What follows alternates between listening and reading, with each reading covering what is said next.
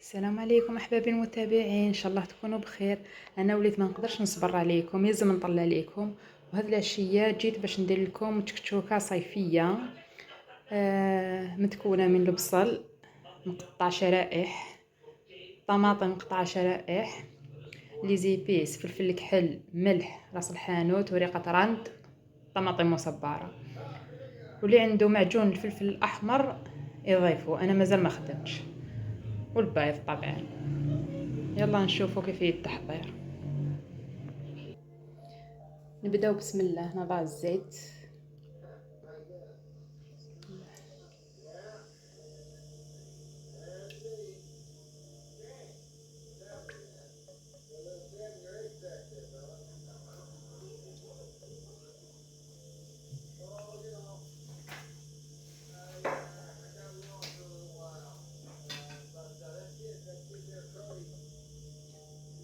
نضع البصل نقليه.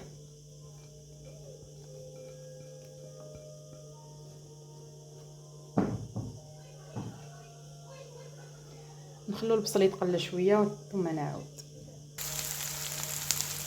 نخلو البصل يتقلى مليح، بس كما على بالكم كامل بلي البصل يطول شويه باش يطيب، ماشي كيما الطوماطيش يجي يذوب.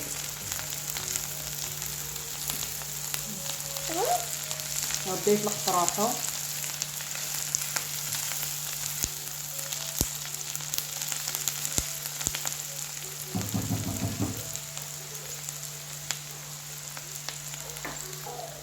بعد ما تقلى البصل نضيف الطماطم.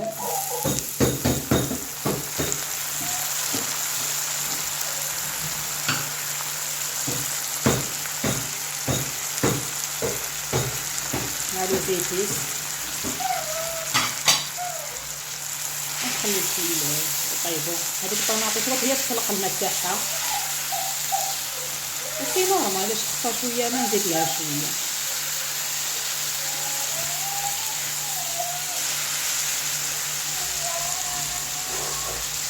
نغطوها ونخلوها طيب.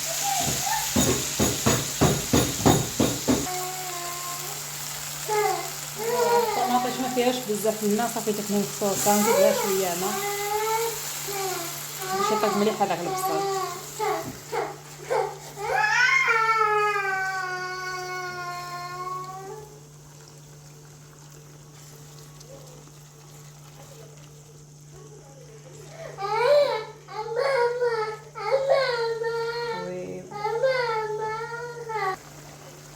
شوفوا كيفاش راهي تغلي، وسمحوا لي وليدي وداير فوضى كبيره هاد العشيه، بس باباه خرج اختو هو خلاه. على بالكم دراري تغيروا، غادي يبكي عليا في الدار.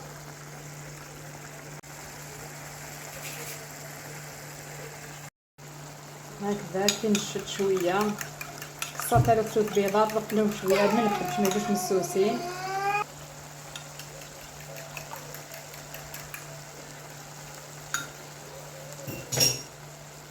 نكررهم من الفوق بهذا الشكل.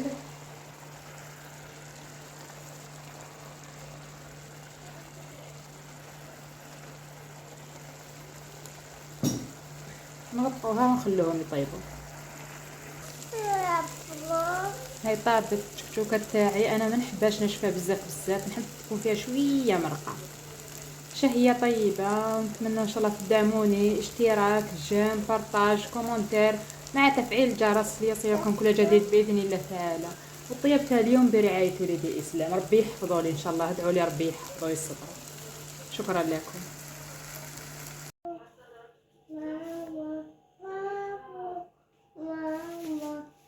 الشكل النهائي.